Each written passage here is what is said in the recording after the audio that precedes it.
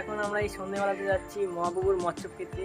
তো আমার এখন ড্রেসটা আমার পড়া হয়ে গেছে, আমাদের বন্ধু আছে যে বাইক গেছি, আমার বন্ধুদের সাথে যাবো এখন মৎস্য খেতে। তো একটা বন্ধু গিয়েছে বাড়িতে ড্রেস চেঞ্জ করতে, এখন আমি হাওয়াই জুতো পরেছি, হাওয়াই জুতোটা চেঞ্জ করে আসি। দাঁড়া কিছুক্ষণ, হ্যাঁ তাহলে আমি জুতো পরে চলে এসেছি, এই বন্ধুটা চলে এসেছি। চলো এখন যাওয়া যাক মৎস্য খেতে, সাইকেলে করে যাবো। চলো একবারে মৎস্যতলা থেকে দেখা হবে। আমার চালাতে হবে নাকি রে গাইস? শেষমেশ আমরা এখন বেরিয়ে পড়েছি সাইকেল নিয়ে। চলো মৎস্য খেয়ে আসি, পেট লোড করে খেয়ে নিবি আমার তরফ থেকে সব, আমার তরফ থেকে। ঠিক আছে ঠিক আছে, চলো।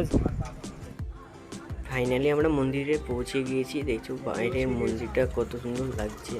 তো এখন এর ভেতরে দিচ্ছে মৎস্য। চলো ভিতরে যাওয়া যাক। গাইস এটা হচ্ছে মন্দির, আর এদের মৎস্য দিচ্ছে, আর বেশ অনেক লোক এসেছে। হ্যাঁ এই হচ্ছে মন্দির।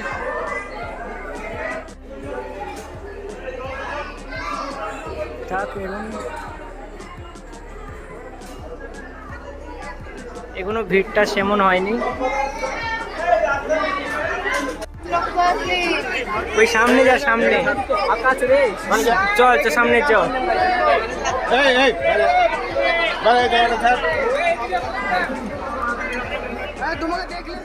গাইজ ফাইনালি আমরা জায়গা পেয়ে গেলাম অনেক কষ্টে। জায়গা পেয়ে আমরা বসে পড়েছি। দেখতে পাচ্ছ আগে একটা মানুষ ছিল না, এবার কত মানুষ এসেছে মৎস্য খেতে। তো এখানে করে ভিড় অনেকটাই বেড়ে গেছে। আর দেখো সামনে জায়গাটা পরিষ্কার করে দিচ্ছে কাকিমা।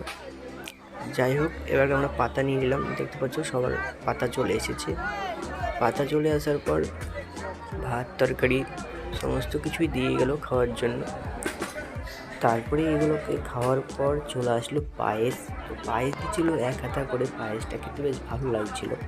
দেখতে পাচ্ছ পায়েস পুরো 1 হাতা করে দিয়ে গেল। গাইস মৎস্য খাওয়ার মূল উদ্দেশ্য হচ্ছে পায়েস খাওয়ার। তো আমার পায়েসটা খেয়ে নিলাম, তারপরে চলে আসলাম হাত ধুতে। তো হাত ধোয়ার জায়গা ছিল, সেই জন্য হাত ধুয়েছিলাম।